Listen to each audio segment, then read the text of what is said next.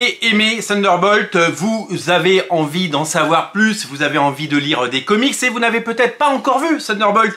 Peut-être que vous préférez lire un bon comics avant d'aller voir le film. Eh bien, aujourd'hui, je vais vous proposer un titre qui va vous donner envie et qui va accompagner la vision de Thunderbolt. Thunderbolt, le film est sorti mercredi sur tous les écrans.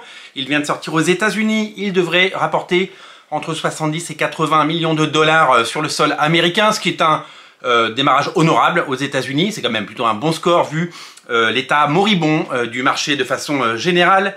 Il devrait également bien toucher, je l'espère, son public. En France, il n'a pas fait un gros mercredi. Son premier mercredi, c'est 80 000 entrées. Alors 80 000 entrées comparé à beaucoup de petits films indépendants, c'est beaucoup.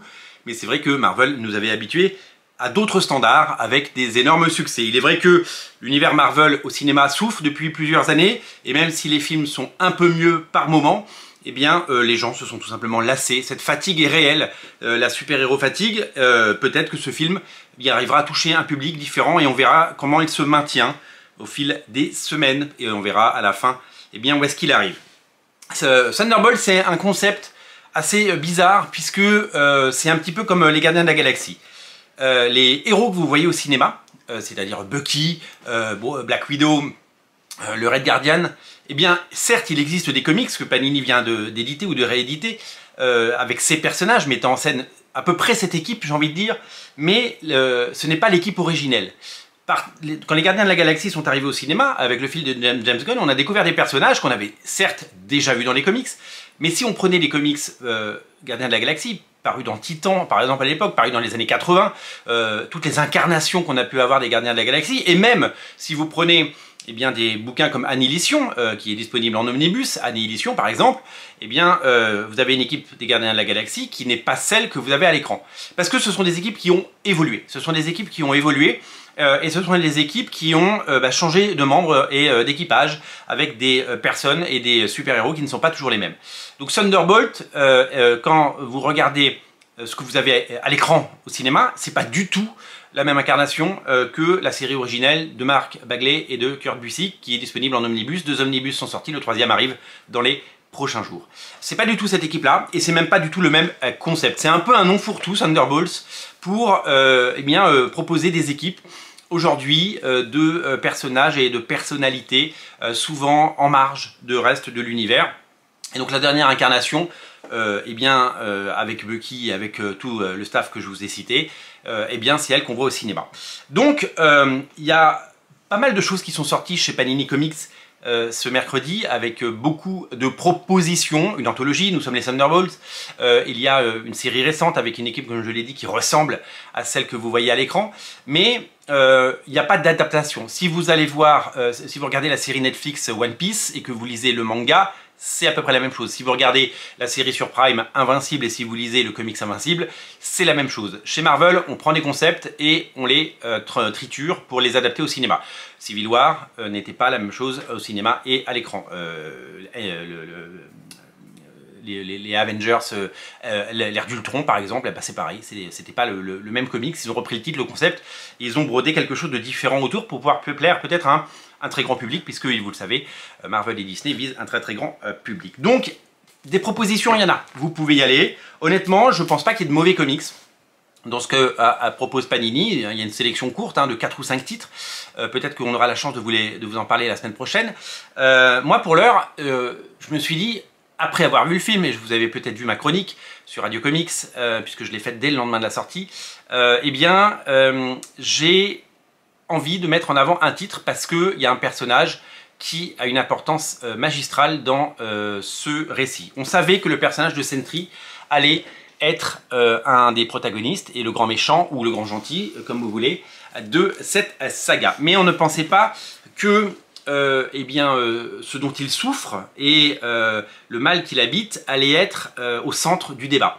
On ne pensait pas que le comic serait aussi accurate, que le film serait aussi accurate que le comics, et que ce serait une profonde réflexion sur la maladie mentale, sur la schizophrénie, sur la dépression, clairement. Et donc c'est ces aspects-là que les auteurs de ce film, du film Thunderbolt, sont allés chercher dans Sentry. Donc le personnage, il est accurate au niveau du costume, il est accurate au niveau du personnage. Il est vraiment intéressant parce que bipolaire, parce que malade et parce que souffrant. C'est quelqu'un qui est en souffrance, clairement. Et c'est également quelqu'un, regardez, en comics comme il est beau, dessiné par Jay Lee. C'est un personnage complexe, tout simplement. C'est un personnage complexe. Et c'est un personnage que on a plaisir on a eu plaisir à découvrir à l'époque, au début des années 2000, quand il a été créé par Paul Jenkins et Jay Lee. Moi, je pense que ce film, au-delà, bon, dans ce film, peut-être que vous l'avez vu, spoiler alerte, sachez que un grand nombre de héros souffrent ils sont tous un peu down, quoi. Ils sont tous un peu au bout du rouleau parce que la vie ne les a pas épargnés, parce qu'ils ont fait des choses qu'ils regrettent et que voilà, c'est vraiment une équipe assez abîmée de ce niveau-là. Ils ont tous des démons, ils ont tous des défauts. Et donc là, la synthèse de tout ça, c'est vraiment l'état d'esprit de Sentry. Et donc du coup, c'est assez étonnant de voir à quel point ils sont allés puiser. Je vous l'ai dit dans la vidéo, peut-être que vous l'avez vu, peut-être que vous ne l'avez pas vu, où je parle du film.